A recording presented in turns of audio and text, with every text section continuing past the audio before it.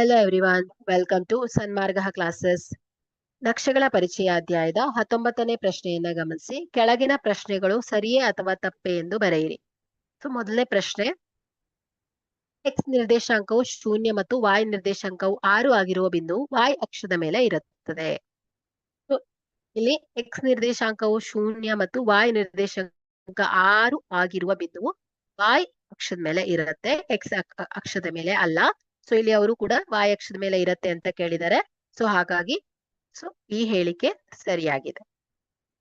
So B ಏನಿದೆ, ಮೂಲ ಬಿಂದುವಿನ ನಿರ್ದೇಶಾಂಕಗಳು 0 ಮತ್ತು 0 ಸರಿ.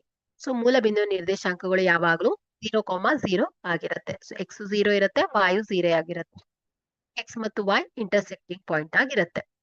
ಸೊ ಸಿ, y ನಿರ್ದೇಶಾಂಕವು ಶೂನ್ಯವಾಗಿರುವ ಮತ್ತು ಎಕ್ಸ್ ನಿರ್ದೇಶಾಂಕವು ಶೂನ್ಯವಲ್ಲದ ಬಿಂದುವಾಗಿದ್ದು ಅದು y ಅಕ್ಷದ ಮೇಲೆ ಇರುತ್ತೆ.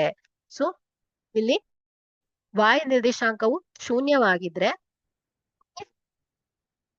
ಆ ಬಿಂದುವು ಎಕ್ಸ್ ಅಕ್ಷದ ಮೇಲೆ ಇರುತ್ತದೆ.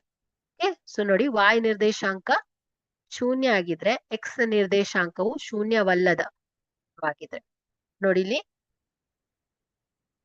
ಉದಾಹರಣೆಗೆ y ನಿರ್ದೇಶಾಂಕವು ಶೂನ್ಯವಾಗಿರುವ 0 ಮತ್ತು ಎಕ್ಸ್ ನಿರ್ದೇಶಾಂಕವು ಶೂನ್ಯವಲ್ಲದ 0,4 ಆಗಿದ್ರೆ ಸೊ ಇದನ್ನ ಹೇಗೆ ನಾವು ಗ್ರಾಫ್ ಅಲ್ಲಿ ರೆಪ್ರೆಸೆಂಟ್ ಮಾಡ್ತೇವೆ? ಎಕ್ಸ್ ಏನಾಗಿದೆ,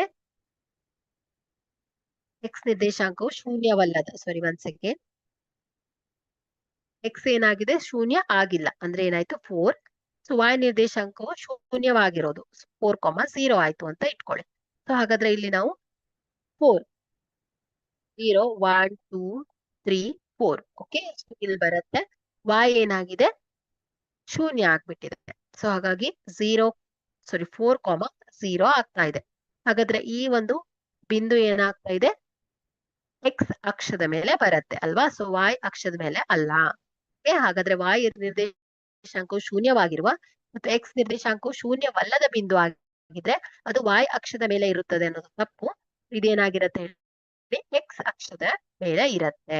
ಸೊ ಹಾಗಾದ್ರೆ ಇದು ತಪ್ಪಾಗಿದೆ. ಸೊ ಇದು ಸರಿಯಾಗಿದೆ. ಸೊ ಇದು ಕೂಡ ಸರಿಯಾದ ಹೇಳಿಕೆ ಆಗಿದೆ. Okay, thank you.